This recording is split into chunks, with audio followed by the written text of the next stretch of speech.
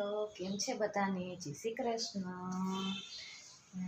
આજે જો હે ને ઘરમાં અત્યારે શાંતિ છે। હું થોડુંક ધીમેકથી બોલીશ કેમ કે વાહનનો એનો અવાજ નથી આવતો એટલા માટે થઈને।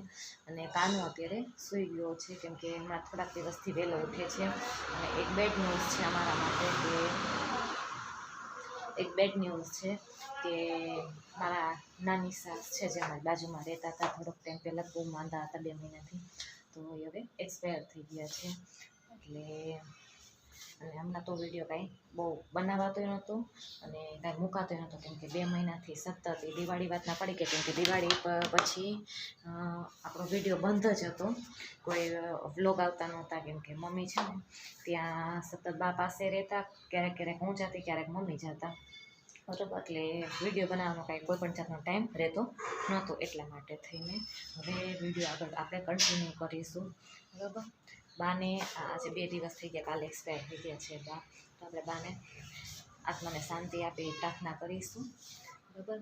અને બાની યાદ તો હંમેશા આવશે જ કેમ કે બા સાથે એક અલગ જ પ્રકારનો લગાવ હતો। એને મારી પ્રેગ્નન્સીમાં મારું બહુ ધ્યાન રાખ્યું હતું, એવું કંઈ હોય ને તો એ મને તરત જ બોલાવી એમ કે સેજુ નીતિ હાલ તારે કે એને હું લઈ આવી તારે કંઈ ખાવું છે, અને કાનુને હે ને બોલાવીને હાલ હું તારે બદામ આપું, કાજુ આપું, બિસ્કીટ આપું, તરત જ કાનુને બોલાવીને વસ્તુ બધી આપતા બરાબર। એટલે મારું અને કાનૂન સાથે તો અલગ જ લગાવ હતો। અને કાંઈ દવાને એવું લેવું હોય ને તો એમ કે મનીને એમ કે મનુડી તું અહીંયા આવી ગયા, એટલે મને એમ કે બોલો તમારે શું કામ છે, ડાયરેક્ટ એ જ ત્યાંથી નથી પૂછે, એટલે એનો ફ્રેન્ડ જેવો સંબંધ હતો। એટલે એમ કે તું મને દવા લઈ આવી દેશે ને પૂછવાનું નહીં, મેં કે તમારે ઓર્ડર દેવાનો કે કહો કે તું મને દવા લઈ આવી દે, લઈ આવી દઈશ નહીં એમ બરાબર। એટલે થોડી વધારે પડતી બાની યાદ આવે અને ક્યારેક ક્યારેક એકલા રોવાઈ જાય, પણ કોઈને કહેવાનું નહીં, હોય નહીં બરાબર, કોઈ સામે રોવાનું નહીં ક્યારેય।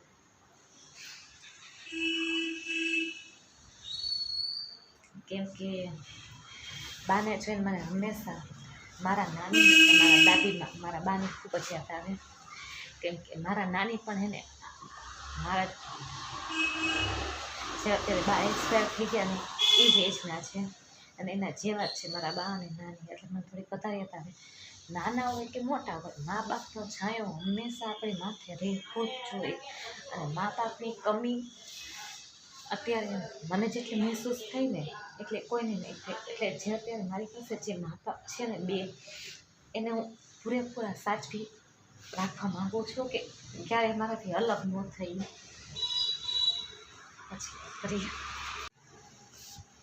જો અત્યારે હે ને મામી કપડાં નાખવા આવ્યા છે સુકવવા માટે મારા દાદી ઉપર બરાબર। અને થોડીક વાર પછી જો કાનું ઉઠશે અથવા તો કોઈ ઘરે અહીંયા આવશે ને તો હું થોડીક ત્યાં રસોઈ કરવા જઈશ કેમ કે હવે જેટલા દિવસ ત્યાં બધી વિધિને એવું નહીં પતે ને 10-12 દિવસ 8-9-10 જેટલા દિવસ થાય એટલા વિધિને નહીં પતે ને ત્યાં સુધી અત્યારે બધાને બાને એટલે સોરી મોટા મામાને ત્યાં જ જમવાનું છે અમારે બધાને। તો મમ્મીની 3 બહેનો અને મામાની 3 ભાઈઓ, અમે એટલે એ લોકોના 6 ભાઈ બહેનનું કુટુંબ, છોકરાઓને વહુને બધાને થઈને બરાબર।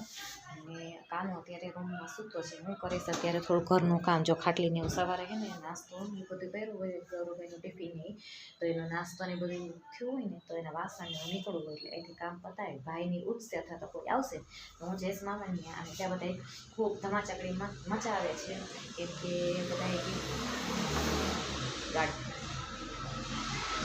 બધા એમ જ કહે છે કે એવું ફીલ નથી થવા દેવાનું કે બાપની વચ્ચે નથી, અને મોટી ઉંમરના હતા અને વધારે પીડાતા હતા 2 મહિનાથી, એટલે બધા એમ જ કહે છે કે સારું થયું બા હવેથી છૂટી ગયા કેમ કે વધારે હેરાન થતા હતા, એ બહુ વધારે પડતી તકલીફ થઈ ગઈ હતી પેટની ને એના હિસાબે બરાબર। હવે હું મામાને જ્યાં જઈશ ને ત્યારે હું તમારા બધા સાથે વાત કરીશ અને આ વિડીયો કન્ટિન્યુ કરીશું।